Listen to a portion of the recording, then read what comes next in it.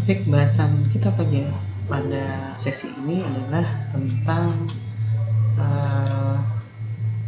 data, ya. Jadi topologi data, jenis-jenisnya, kemudian teknik pengumpulan data, dan lain-lain. Oke. Dalam melakukan suatu penelitian, yang perlu kita perhatikan adalah salah satu komponen yang paling penting itu adalah data. Data yang kita kumpulkan itu akan menentukan apakah penelitian kita berhasil atau tidak. Jadi perlu kita perhatikan.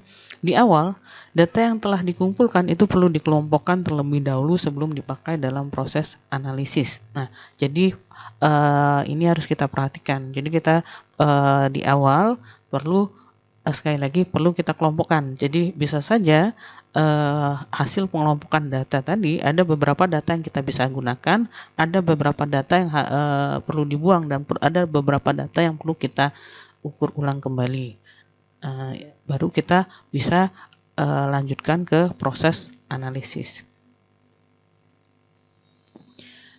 Dari sudut ilmu teknik, ya, biasanya data itu berupa angka-angka yang bisa kita manfaatkan dalam analisis. Nah, ini contoh.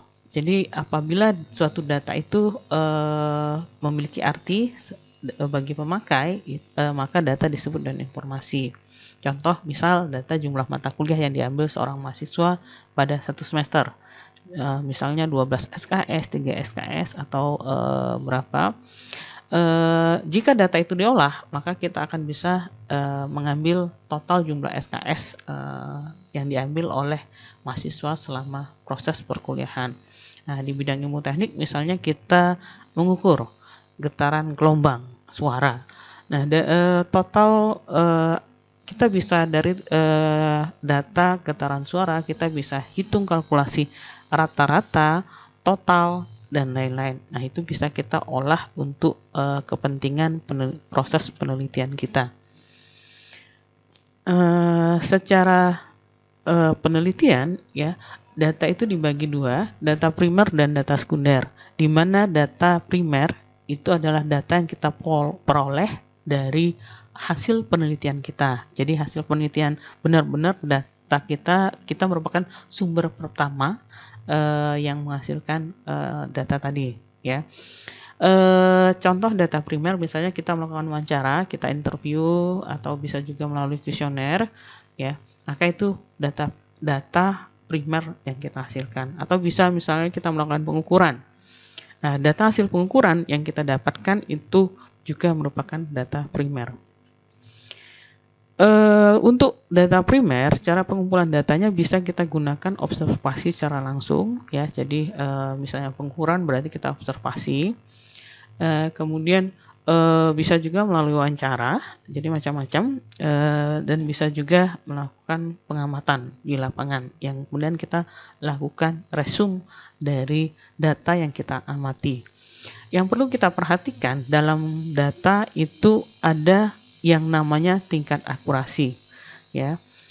Semakin tinggi tingkat akurasi, maka data itu sangat baik. Nah, karena data merupakan data yang dikumpulkan sendiri oleh si peneliti, data primer, maka bisa dikatakan tingkat akurasi dari data itu sangat tinggi. Dari sisi efisiensi, tentu saja data primer ini kurang efisien karena kita membutuhkan sumber daya yang besar untuk mengumpulkan data. Misal, kalau kita ingin menghitung jumlah mahasiswa, kita lakukan sendiri satu persatu menghitung, mungkin butuh waktu 3 hari, dan kendalanya bisa bermacam. Tetapi jika kita menggunakan data dari pihak lain yang dikatakan sekunder, maka tentu saja sangat menghemat waktu. Nah, kebalikan dari data primer itu adalah data sekunder. Data sekunder, jadi ini merupakan data primer yang diolah oleh pihak lain, yang dikumpulkan oleh pihak lain, kemudian kita gunakan. Jadi bisa bersumber dari perusahaan, bisa juga bersumber dari data penelitian lain, tergantung atau bisa juga dari dokumentasi, laporan, tabel, diagram yang ada di web misal. Nah, itu termasuk data sekunder. Nah, dalam penggunaan data sekunder kita wajib mencantumkan sumber data kita. Nah, ini sebagai contoh data sekunder, misal penggunaan internet di Indonesia. Itu kita nggak mungkin menghitung sendiri, mungkin kita bisa bersumber dari data Kominfo dan lain-lain, ya. Jadi data itu bisa kita gunakan untuk penelitian lebih lanjut.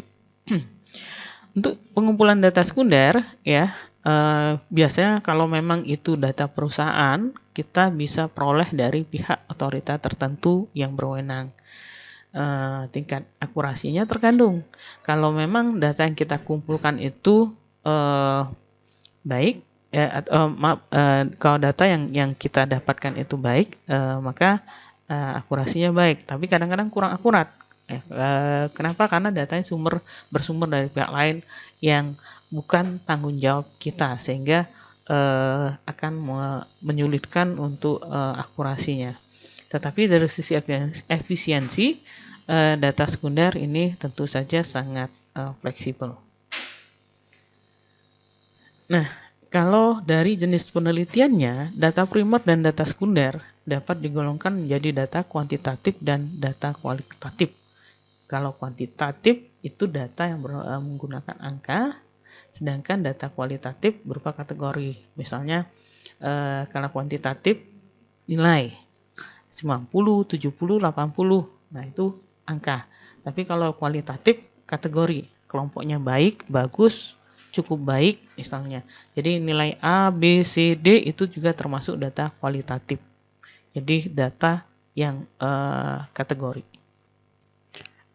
Selanjutnya, untuk pengelompokan data berikutnya, dari sumber data kita bisa kelompokkan data menjadi data internal dan data eksternal. Jadi kalau kita lihat, data internal itu merupakan data yang didapat dari dalam lingkungan perusahaan atau organisasi atau tempat kita melakukan penelitian. Jadi misalnya data internal, kalau kita melakukan menganalisis teknologi internet banking di suatu bank, ya, maka data internal itu data yang bersumber dari bank tadi. Jadi data yang bersumber dari tempat penelitian kita sebut sebagai data internal. Kemudian yang kedua itu data eksternal. Jadi merupakan data yang kita dapat dari luar lingkungan objek penelitian di mana riset kita lakukan. Jadi misal untuk penelitian mengenai internet tadi, kita lakukan mengambil ya tingkat pertumbuhan warnet di Kota Malang. Nah, ini kita tidak mengambil dari perusahaan tadi, tapi kita mengambil dari Biro Pusat Statistik. Jadi hampir mirip dengan data sekunder. Ya. Kemudian kalau dilihat dari waktu pengumpulan datanya, data dibagi dua. Yang pertama data time series atau data deret waktu, dan yang kedua cross section.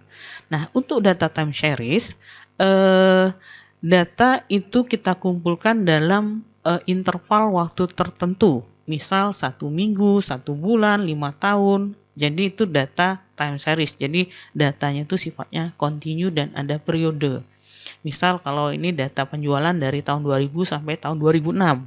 Atau misalkan kita melakukan penelitian di Telkom. Kita lakukan mengambil data statistik gangguan yang terjadi di perusahaan tadi selama 1 bulan atau 5 tahun. Nah, itu termasuk data time series. Jadi dicirikan ada periode atau interval waktu dari data tadi.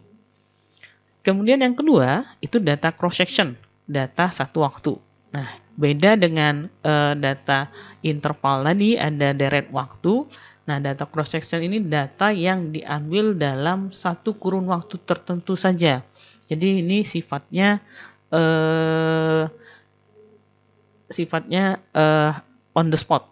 Jadi misalnya kita mengambil data sekelompok responden pada bulan September 2007. Jadi ini bisa dikatakan sebagai data yang sifatnya cross section. Jadi data yang kita ambil sewaktu-waktu.